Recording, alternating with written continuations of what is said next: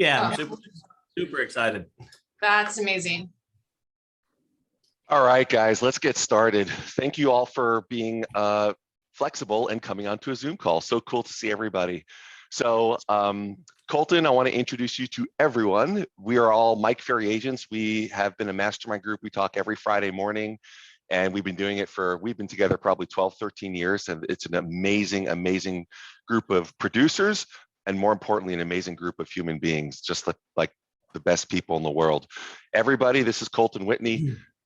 Colton is extremely humble, extraordinarily smart, and but the thing that I really am so impressed by Colton by is that he's somebody that is he is masterful at aggregating and implementing.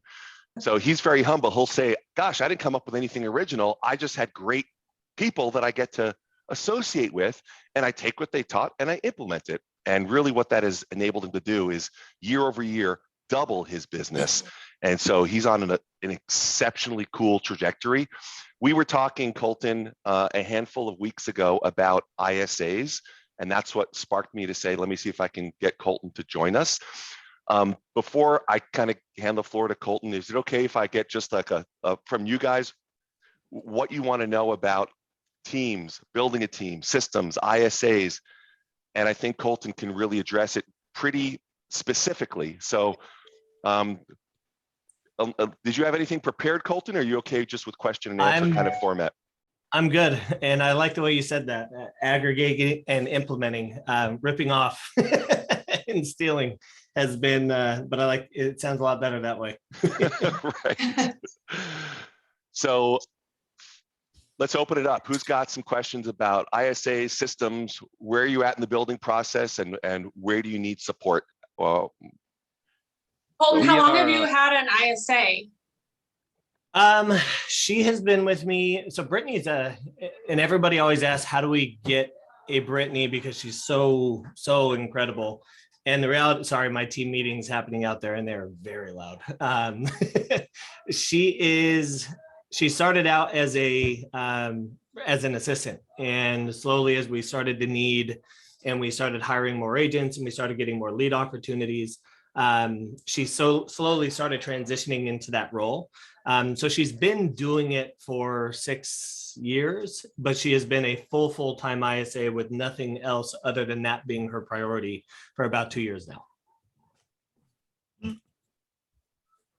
And how much does she contribute? Like, give us a breakdown. I don't know anything about what she does for you. Yeah, so Brittany's entire role, and bear with, I'm going to text my team. I can barely hear, they're laughing, which is great, but I'm going to ask them to please be quiet. Bear with me here. Okay. So yeah, Brittany's role. So we started doing a lot of PPC. We do a lot of online lead generation. And with all of our online lead generation, Brittany's one and main focus is to make sure that the agents don't have to focus on the higher up fruit that the agents have to climb high up into the tree for, because we know they will only focus on the low hanging stuff. And anybody who identifies themselves with the time frame of anything beyond we're ready to go now, unfortunately, the follow-up almost always is inadequate.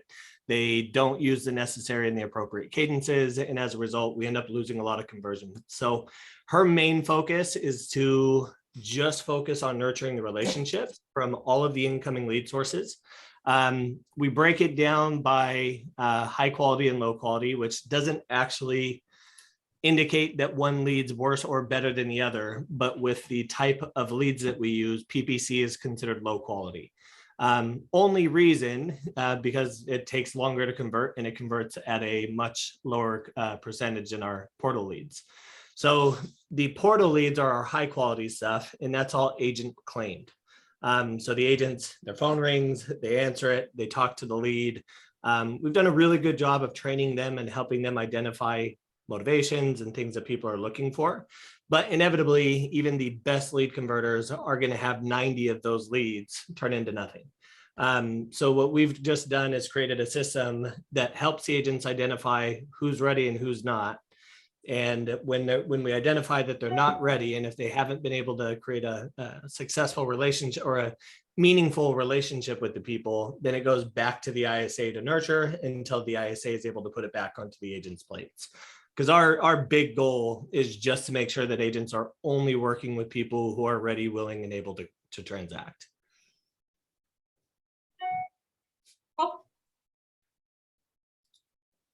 And so Is then she- what Is she the only is, one? She is now, we're looking to hire a second. Well, I see ourselves getting 3 by the end of the year, just because we've ramped up so much in regard to the online lead generation that we need more bodies for it. We're really lucky that she's willing to work nonstop. We have to force her to go on vacation, and I physically have to go disable her account sometimes because she's just a workaholic, which is a really, really great problem, but we also don't want her to burn out. So we are in the process. It's just a really difficult role to find the right person for. And we see people all the time trying to get they hire somebody who's a virtual assistant, which I'm a huge fan of virtual assistants. We have a couple of them. I think they're incredible. They do great work. But when it comes to the heart of our business, which is our lead conversion and the ability to connect with somebody and really identify, like everybody says they're great lead converters, 99.99999% of real estate agents are absolutely atrocious lead converters. And when you pair them with somebody who is a really great lead converter, you see why they are so bad. And it's because as agents, we're so geared, and the conversation is so geared towards getting somebody to a transaction. And when you listen to Brittany speak and when you listen to her connect with people, in no way, shape, or form is she ever pushing somebody towards a transaction, which is what makes her so amazing. It disarms the lead opportunities, and she's able to create a really meaningful relationship 3-4 years ago that are just getting put onto our agents' pipelines today. And the PPC stuff that we have so much success with, agents try to handle any of our PPC business with the same cadence and tone and verbiage that they use with the Zillow lead. They're going to block you and they're never going to talk to you again. Brittany is just masterful at connecting with people and using the appropriate cadences and pressures for the different types of lead sources. So Colton, I didn't hear the setup of your team. Yeah, so we have Brittany, the ISA. Now we have 24 agents. And we just keep doubling year over year. And truly the only reason, like, we're doing the same stuff that we've always done. It's just our systems and our processes and our approach to lead conversion that's turned the most. Like, I consider what we used to be as what was a lawnmower without a back. Like, yeah, we could chop some blades of grass, but we never captured any of them. And we were lucky, like, standing inside of a money machine trying to grab anything that we could. It was a chaotic mess. And it wasn't until we learned to better organize our database and apply appropriate cadences for each of the different types of lead sources that we really, really were able to make 95% of our pipeline with active pressure. Because if you open up anybody's CRM, most of the time, 10% of that CRM will adequately being followed up with. So it wasn't until we applied the necessary automations for text messaging, the cadences that we use for each of the different timeframes, putting people into the right buckets, and understanding what those cadences and timeframes are for each, that we really were able to start rapidly increasing our conversion rates. Like PPC, we used to hate, and most people do because we're like, PPC sucks. It's like, no, we sucked. And it wasn't until we got really good at that type of lead source, which is by far the most profitable that we have, that we actually started being really, really intentional with the efforts and how we approach those leads. And it does require a completely different approach than a Zillow lead or an open house lead or a referral, somebody who's ready and willing and able. So does the staff process all the files for the agents? So we do have a full-time in-house ISA. That also used to be Brittany. Brittany wore like every hat in this company at one point. In fact, she should be the one sitting here talking to you today. She was our ISA, but now we do have a full-time in-house ISA. So one person processes the transactions for all of those agents? For the transactions, yes. Now she is solely now just an ISA. So her job we have about 25,000 leads in our database. She is the one that is nurturing, starting and stopping the plans, paired with, we have a virtual assistant who helps her make sure that nothing's getting dropped within the system. Because the majority of leads can and should be followed up with automation. The only people that we don't allow to have automation in our database are people who we've created meaningful conversation with.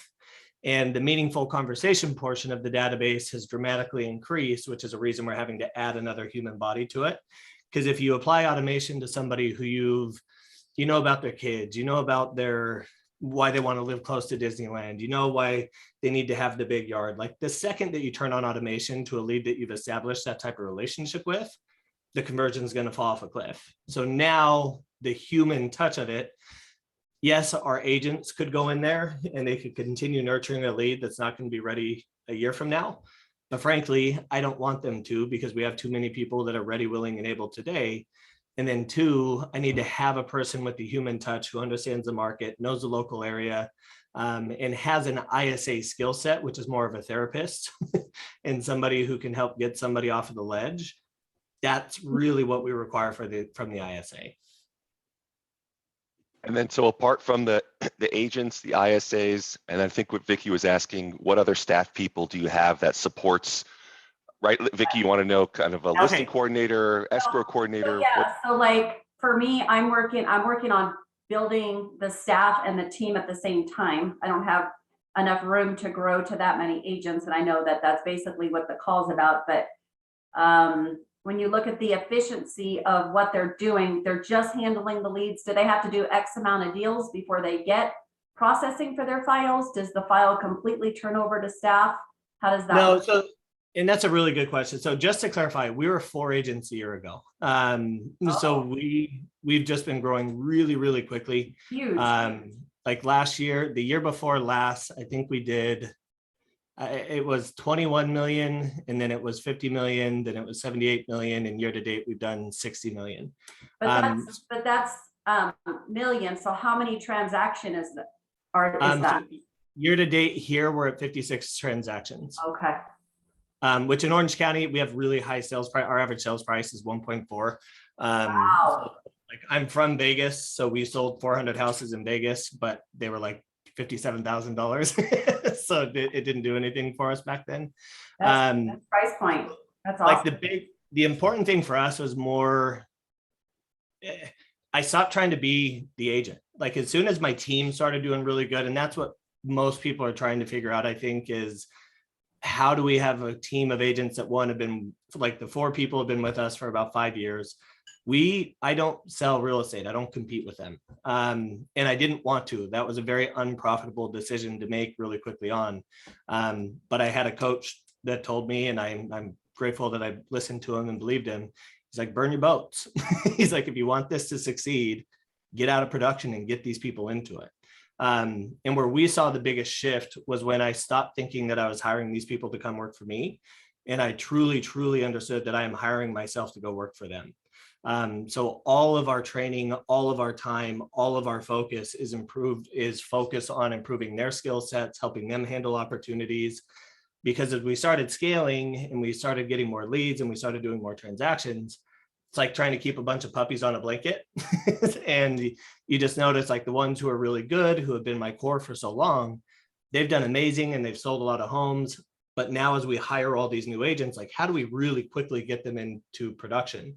So all of our agents within the first 30 days do get into production. They at least get 1 escrow within the first 45.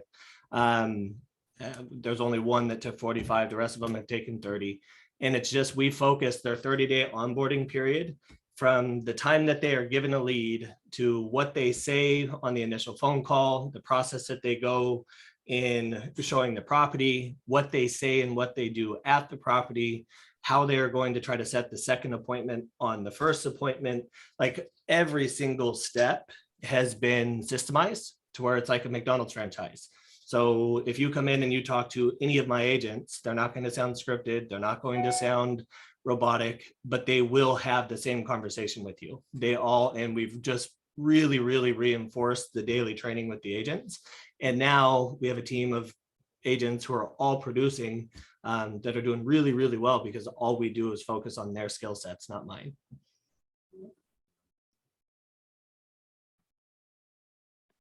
Thank you for that info. Yeah, of course. We do have for team structure, I have an operations manager, Holly. She's kind of the one that runs everything. So if there's any market, like if you've ever read the book Traction, which was by far the best book that I've ever read, and Rocket Fuel for like getting an understanding of what a business and what our operations should run like. Traction and Rocket Fuel were two of the best for us. So she's basically the integrator, and she takes any of the stuff that I throw at her, she implements it into the business. She's the one that makes sure that the ISA systems are working. We ended up having to hire a full-time recruiter here for the team. So she kind of manages, she's the leader of leaders. She manages each of the different departments. So the ISA, the senior growth partner who's in charge of recruiting and performance for the lead sources. And then, of course, I already said the ISA, and then myself. Do you pay per transaction or hourly? So everybody's paid. So my growth partner is paid off of, they're all paid on a salary. Brittany is paid on, and she makes good money. She makes more money than most of the agents. And again, I think that's a big mistake people try to make. Is like, okay, we're going to hire somebody to handle the leads, and then they hire the cheapest ISA that they can find, and then they're shocked when it doesn't work. Brittany makes really good money, and because if she didn't, she'd go be an agent because she's just so damn skilled at it. I'd kind of wish I could see how she'd do as an agent, because she would just do so amazing with it, because she's just organically learned how to be an amazing agent and an amazing person. But she gets a percentage off of every deal, and she makes way more money as an ISA than agents do. So she's paid a $45,000 base. She is paid a 8% bonus off of any PPC lead that she converts. That 8% comes off the top, so it's split between myself and the team. And then she is paid 4% for any portal lead. And the reason for the difference in percentages and payments is just because portal leads are so much easier to convert, and they convert in such a faster time frame that it doesn't make sense for us to pay her 8. We pay her 4. Awesome. When you say portal leads, are those website leads directly on your website? Portal leads, Zillow, Realtor.com, Okay, Ojo, got it. Veterans United, Op City, any of the big real estate portals. Got it. Okay, understood. Thank you. How does her day kind of look, like structured wise? Is she on the phone for half of the day, the majority of the day? We kind of, I used to be, and it was a huge mistake on my part.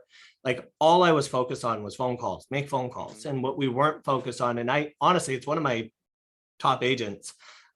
He would make like 6 phone calls, but his talk time would be like 5 hours. And we were like, dude, you got to get off the phone. You got to talk to more people. But then he's also the same guy that will not take more leads. So he's taking a quarter amount of the leads. And in the beginning, we're like, dude, just take more leads. Like we needed him to, because as we started having really, really good performance, Zillow and all their wisdom and all these lead sources, like, oh, cool, they're having good performance. We can continue just dumping opportunity on them. We're like, guys, we don't have enough bodies for this. Like we don't. And even if we did, the people that we bring on with this rushed pace, they're going to be the wrong people, and we're not going to have the skill sets, and we're going to take time to train them. And it was just a really, really difficult learning curve for us. But they kept doubling us month over month, and we needed our best converter to take more leads. But he was the only one that refused. He's like, Colton, I can't. He goes, I'll screw it up. Like, and when I say this, if you could hear the way he said it, he's like, no, I can't. I'll screw it up. Can't do it. Not going to. Please don't give me any more leads. Like, I don't want to screw it up. But then fast forward a year and a half later, he has converted, his conversion rate is at 22%. He has converted more leads than anybody else on my team, and he has accepted a 1/4 of the leads. So he, by default, is the one that taught us that we need to be way more intentional with the clients that we have, be really intentional and relentless about top grading. Like we spend so much time trying to turn shit into gold that in the process, we turn our gold to shit. So it's like, if we just focus on the people who are ready, willing, able, like we know how much bandwidth it takes to get somebody into contract today. So he is just relentless about saying, okay, these are my people. They're going to transact. And because he spends so much time, so much effort, and he's so insanely intentional with his efforts, these people will never betray him. Like they always stay with him. So we stopped doing the phone call mess and just really started focusing on conversations instead of phone calls, because we really want agents to slow down. Like I either want your phone call to be under 30 seconds or over 5 minutes, because everything in between, we just really notice is not an effective phone call. And where Matthew and where our best converters and Brittany really excel is like just identifying what they're running. Like I have a lead conversion coach, and the best thing he ever taught us was everybody has some pain that they're running from and pleasure that they're running towards. What you guys have to be masterful at is identifying that pain and helping them see the path that you are going to clear for them to get towards the goal that they're aiming towards. And like now that our agents have become so good at that, we don't care that they're going to hear 90 no's. And it used to, because online leads and that any type of lead conversion is so frustrating, because you're hearing 90 no's before you're going to get to a yes. The best lead converters are. So it's like, just be relentless about, of your 100 leads, finding the amazing 10 that are actually going to be realistic, and then throw the 90 back to the ISA, because the 90 that go back to the ISA, they may be what agents call a shitty lead. They're just not ready. We haven't established trust. They still have homes that they got to sell. They're in the discovery phase. They're not actively, like, however, whatever their scenario is, they're not bad opportunities. They're just not ready for us yet. And so previously what we used to do was take those 90 leads and throw them away and pray that something ever would happen with them. Her job is just to make sure that every single one of those is actively communicated with at a cadence that's appropriate for where they're at in their process. So that's where we have a ton of text message automation, and we have a text message campaign set up for every scenario. So somebody who's just like, yeah, if they really identify that they're not interested, they get kicked onto a not interested campaign. They already bought a home, they get kicked onto an already bought a home campaign. And that campaign will pause for 6 months, and it will initiate conversation with them at a not aggressive cadence, but at a, hey, a little while back we had spoken, I know you really weren't interested in real estate, wanted to circle back with you and see if there's been any blah, blah, blah. And then it will continue to follow up with them for up to 5 years. And as those cadences and as those campaigns kick out responses, the ISA is standing there to then dive deep to whatever the response is. So now we just have a really well-oiled machine that everybody has some type of communication happening, whether it be through automation or manual effort. And the manual effort is for the people that we've established meaningful conversation with. Got it. Very helpful. Thank you. Who sets up all the campaigns? Not me. So a guy named Robbie T. I don't know if anybody knows Eric Hatch, Robbie T. Robbie T, like you'll see it all the time. Sorry, I gotta pull my screens together here. Robbie T is truly like the best thing that ever happened to my real estate career.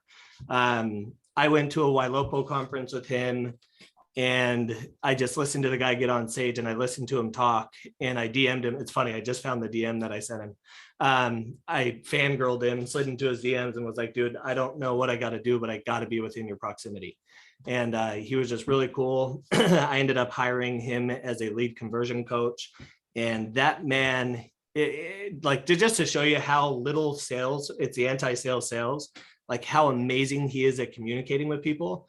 We went to Mexico together, and I had a date with me, and he started talking with her, and listening to somebody else's conversation for 2 hours really is boring. I just sat there and listened to this conversation because I just watched how masterful he is at communicating with people. And he would ask a question, and he would really be intentional about listening to the response. And he like, as realtors, we're so good at listening to people. And as you're talking to them, you see them thinking and just waiting to throw out what they want to say. He's not. Like, he's really listening to every word that somebody says. And 2 hours later, he gets to the end, she makes a comment about something that happened within her family. And it gave me chills, because he goes, you think that has to do with what happened with your brother when you were a little kid? And he just circled back to something that was brought up in the very beginning of the conversation. And like, holy shit, this guy is really listening to every single word that this person speaks. And he is so empathetic and so caring that like empathy is a superpower. And it's really what makes everybody open up to him. And he has taught me, I'm just not an empathetic person. He has completely transitioned everything and how we communicate, even at family, with home, with friends, with anybody. It's changed everything. And that guy, any chance you have of anything to go listen to him, just go listen and take notes, because there is not going to be a single point in time where you don't have 6 pages of notes based on what he just said. Do you have a matrix that's like how many leads your ISA, should be dealing with at any time? You said you're growing to 3, and I'm kind of in a similar situation right now. What do you use for a matrix in terms of number of people that is working with your ISA? KPIs, because it's really impossible. Because if you're like, okay, we're only going to have an ISA that's handling portal leads, that number's way less, maybe 300, 4 maybe for a really good one. But if you add PPC into that mix, automation is going to cover 90% of the heavy lifting. It's going to do 90% of the work for you. So, they could have 1,000 PPC leads paired with 200-300 portal leads. Brittany is a superhuman. Like she truly is one of the hardest working people I have ever met.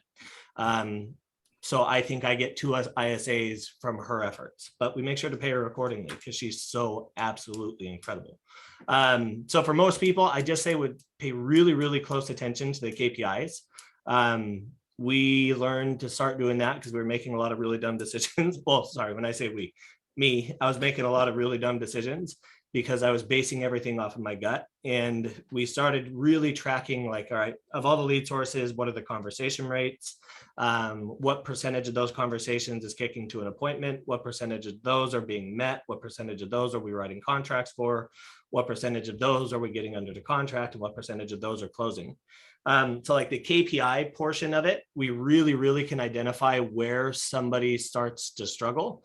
And it's when the conversation rates, the response times all start to go in the wrong direction.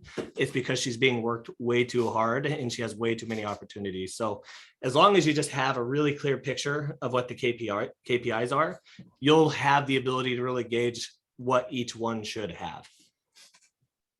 Did you use a guy named Freddie Cyrus or Osiris, Freddie Sahar, for any of your automation integration stuff like Zaps and all that? I use a guy. No, I haven't heard of him. We use the Barra agency and they build that stuff out for us. Okay. I try, honestly, I'm not, I'm an idiot when it comes to that stuff. I can't do it. I don't like doing it. I'm miserable. I get frustrated. I am in the worst mood when I start doing that stuff. So we found a guy with a Barra agency and he builds it all out for us. Okay. So the guy that does it for Dan and I think Kyle, the name of that company is, I think it's Osiris. I was blown away on the conversation I had with him on what we're not doing currently with Follow Up Boss and all the funnels and what they bring to the table. So what are some of the funnels that they're, because I'm super familiar with Dan and Kyle's setup. Follow Up Boss is different than ours, but they all parallel perfectly. Yeah. So just, I was kind of sharing with this group on my initial conversation, and I'm in the very early stages and I'm looking to try and find his contact information, but I can get it to Aaron too. But just the seamless integration that they do is next level to what we've got going on right now. And then things like after a showing, for the various different funnels, once one of your agents is showing a property, then there's an automation that triggers for feedback that is just a free form kind of a text that then gets dumped back into Follow Up Boss and update stages. And it sounds pretty next level. You might visit with Dan and ask him for some feedback, but it sounded pretty great. Yeah, there's a lot of, one of the best things that we did, because virtual assistants, we hired a virtual assistant to go be our sniper in all of this. And now what's crazy is I thought this virtual assistant's capabilities would basically just be go do the back end, find lost leads, find win campaigns, identify, because at the end of the day, we've got a lot of agents and they're not always going to complete their daily requirements. Right. And their expectations of leads are, do you have to end every single day with no tasks and you have to end every single day with no inbox, nothing in your inbox.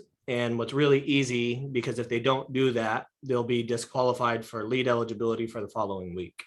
So what we found is nobody wants to be disqualified. And that's another KPI. It's like, look, if you're not completing your tasks and if you can't get to your responses right away, it's most likely because you're busy. So it's not a punishment when they're not eligible for leads. My number one converter was ineligible for leads for like 3 months because he didn't want them. He was like, I don't need anything else. So now that virtual assistant goes in there, and the virtual assistant is identifying when a task is completed. Was there a phone call, a text message, or an email that was accompanied with that task completion? I know there's a lot of automations coming for both Follow Up Boss and the CRM that we use. It's going to do a lot of that for us to make sure there's no tricking the system, but that's where things start getting more complicated. It's like you can build the perfect system. Now we need the people to pull all the Yeah, and that necessary. was the other thing that they did, is with my sales manager just being task saturated right now. Yeah.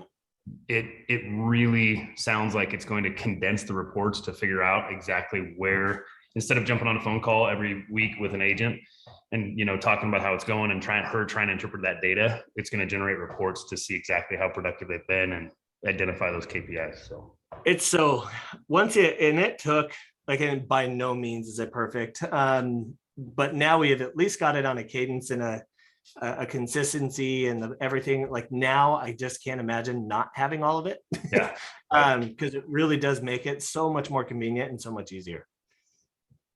Yep. Cool. Well, hey, Colton, I saw you in San Diego at the beer event. You were great there. You're a little less nervous today. Yeah, dude, I'm telling you, But- that was the most nervous I've ever been. Yeah. But it's great seeing you again. I really appreciate the time. I got to Thank you. run. Aaron, thanks for setting this up, man. Appreciate Cool. it. Guys, thank you so much. Colton, thank you very much again. Jeff Yep. and Colton, if you guys want to chat more, I'll set up a text so you guys can meet each other via text and just keep Awesome. up the communication. Colton, on. thank you. Thank you, I guys. really, really appreciate it. Have a great day, guys. Yep, absolutely appreciate you. All right. Thank you so bye-bye. much. Thank you. Bye.